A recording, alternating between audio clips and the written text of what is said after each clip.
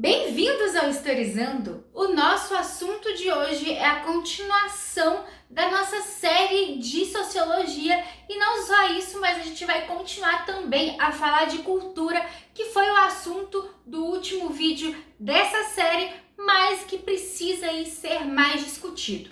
Então, se você quer entender o que é a cultura popular, o que é a cultura erudita, o que é a cultura de massa, continua assistindo esse vídeo e não se esquece que lá na @historizandotati no Instagram tem mais conteúdo para você. Para começar, uma discussão muito interessante que a gente precisa ter aqui no canal é a seguinte: você sabe o que é cultura? Pois é, no vídeo passado a gente já falou sobre alguns conceitos de cultura, mas infelizmente aqui no Brasil a gente ainda tem muitas concepções, muito preconceito, porque muita gente vira e fala: funk não é cultura, isso aí não é cultura, essa pessoa tem cultura, essa pessoa não tem cultura. Pois é, todas essas discussões estão equivocadas, porque como a gente viu no vídeo passado, a cultura é um aspecto muito amplo, é um conceito muito amplo e não tem como a gente falar que a pessoa tem ou não cultura. Todos nós, seres humanos, temos cultura. E nós vamos entender agora algumas diferenças dentro dessas culturas para ficar um pouco mais fácil, começando com a cultura popular. A cultura popular é um conjunto de valores, saberes, crenças, manifestações, tudo isso que forma a identidade e a história de um povo. Logo, a cultura popular é a base da cultura de qualquer sociedade, de qualquer povo, de qualquer região desse mundão. É graças à cultura popular que a gente consegue identificar as diferenças e semelhanças de cada povo. E não só isso, mas a cultura popular ela é produzida pelo povo, ela é produzida pela sociedade, ela tem aí como personagem principal esse povo e como interlocutor a sociedade. E não só isso, mas é uma cultura produzida de baixo para cima. Como assim? É o povo, são as classes populares que vão determinar que cultura é essa, que vão determinar que valores são esses. Por isso, a cultura popular é a cultura da maioria. Porém, infelizmente, no meu ponto de vista, como a gente faz parte aí de um país que foi colonizado pelos europeus, mais especificamente por Portugal, muitas das vezes a gente enxerga a cultura popular como algo inferior, como algo menor. E por que a gente tem isso? Na verdade, isso é uma herança aí dos europeus, dos portugueses, que ao chegarem no Brasil e ao se depararem com os nativos, ou até mesmo de terem convivência aí com os negros e negras escravizados naquela época do período colonial, todas essas experiências fizeram com que os portugueses afirmassem que a cultura deles era superior e a cultura negra, a cultura dos índios, dos nativos, era inferior. E por isso, muitas das vezes, a gente tem esse conceito, esse aspecto de cultura popular é algo menor, é algo inferior.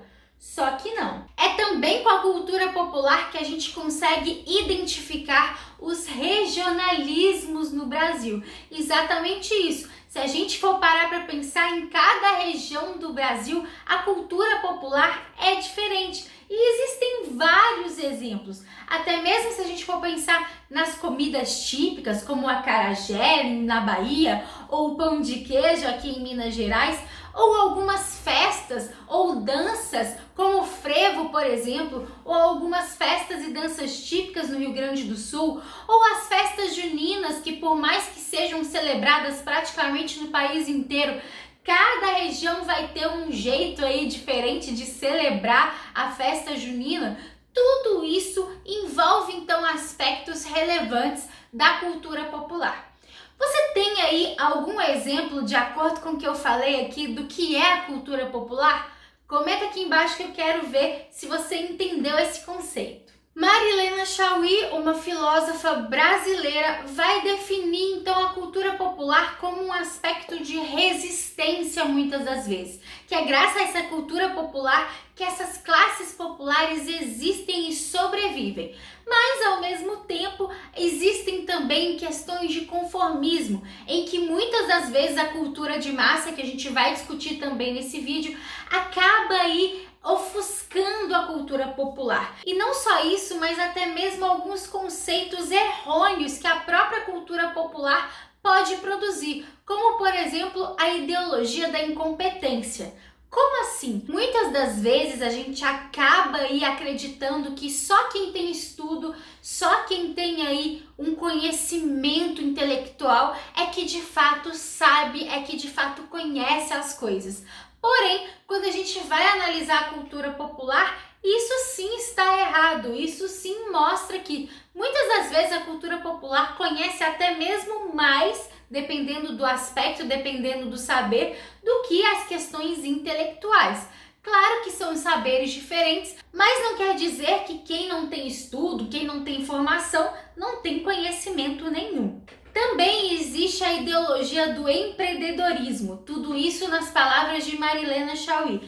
Essa ideologia quer dizer que na atualidade, com a globalização, com a questão aí do neoliberalismo, muitas das vezes essa questão até de coach, de empresário de si mesmo, de você então competir com os outros para ver quem é melhor, tudo isso acaba aí tirando questões importantes da cultura popular. Por quê? A cultura popular se baseia no coletivo e muitas das vezes quando a gente foca nesse individualismo, muitas questões da cultura popular acabam se perdendo. Já a cultura erudita é uma cultura produzida pela classe média, pelos intelectuais, pelos artistas, porém ela é financiada pela elite. A gente tem um exemplo aí da história que a gente costuma estudar na escola, que é o Renascimento, em que muitos desses artistas vão ser financiados, vão ter aí um patrocínio para então produzir essas obras de artes. Por isso, a cultura erudita acaba sendo considerada uma cultura de elite, mas não é necessariamente essa elite que vai produzir, e sim ela vai financiar. E da mesma forma que existe esse preconceito com a cultura popular, a gente também acaba enxergando a cultura erudita como algo superior, como algo melhor, e aí como algo mais culto, né? Que é isso aí, já tá errado de falar, porque cultura é muito mais do que um balé, do que uma obra de arte, do que uma literatura difícil, etc. Mas então existe essa concepção, esse preconceito que também envolve a cultura erudita, afirmando que a cultura erudita é algo melhor, algo restrito, algo só para as elites, só para quem estudou, para quem tem diploma, e isso acaba muitas vezes limitando o acesso dessa cultura erudita por outras pessoas. Se a gente for parar para pensar, os balés, as óperas, tudo isso vai ser frequentado por um certo tipo aí de classe social, por um certo tipo aí de pessoa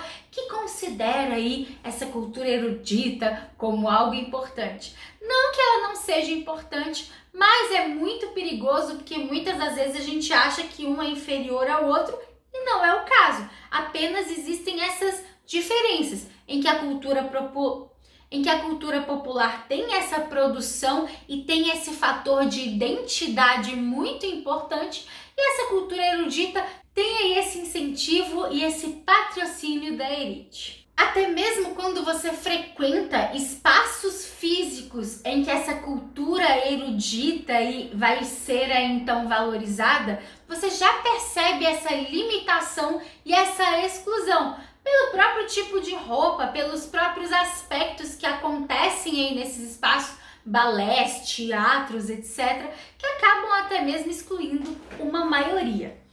Não só isso, mas se a gente parar para pensar, essa cultura erudita vai acabar sendo imposta pelo colonialismo, como a gente está dizendo aqui. Então, na época, desde o processo colonial, a gente já considera os europeus como os seres de cultura, como algo interessante, importante. E até os dias de hoje, muitas das vezes, o que vem de fora pra gente é muito melhor, muito superior do que tá aqui no Brasil. Mas na verdade não tem essa concepção do que é melhor ou pior, e sim essa concepção do diferente. Por último, mas não menos importante, a gente tem a cultura de massa. A cultura de massa é aquela cultura que vai pegar tanto aspectos da cultura popular quanto aspectos da cultura erudita e vai transformar, vai simplificar, vai atenuar, vai deixar mais interessante ou vai deixar mais acessível para o consumo. Exatamente isso. Para a compra, para você ter aí disseminado pelo mundo inteiro. Essa é a cultura de massa, ela está preocupada com as grandes mídias, está preocupada com o consumo e até mesmo com esse aspecto da globalização. Coisa muito diferente do que a gente vê na cultura popular, que tem muito de uma identidade, de um regional. A cultura de massa tem de geral, de global.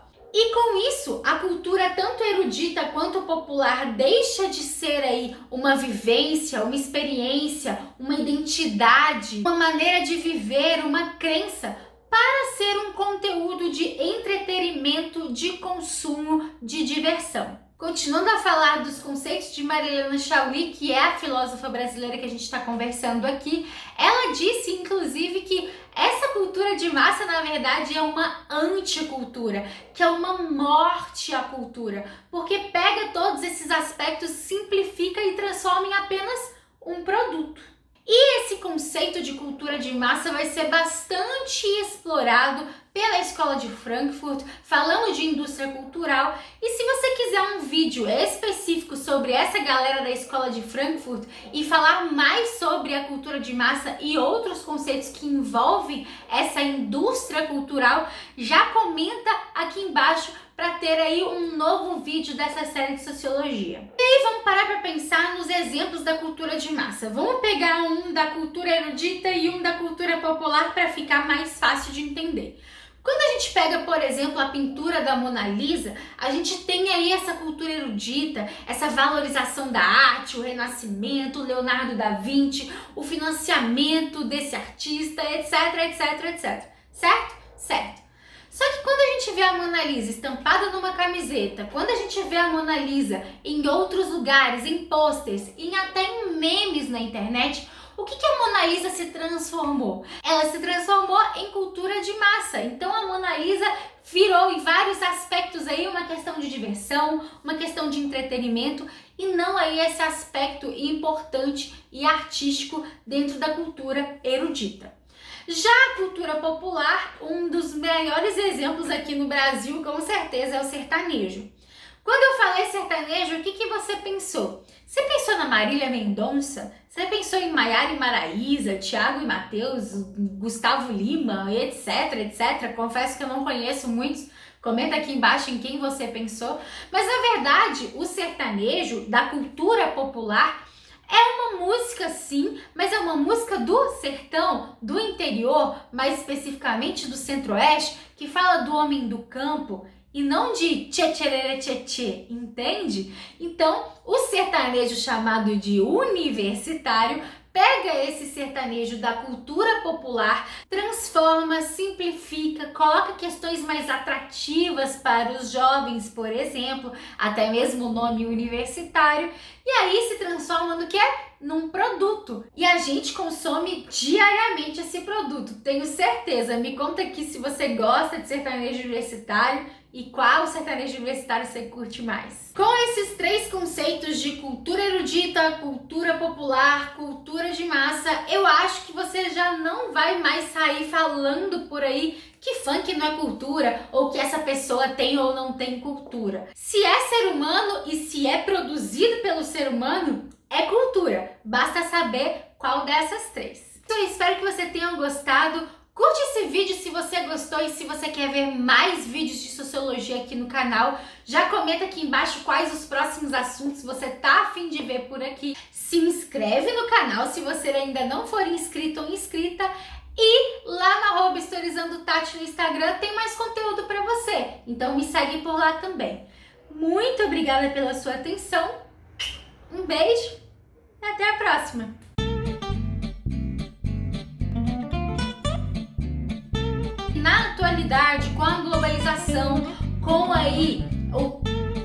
na atualidade, com a globalização, com a questão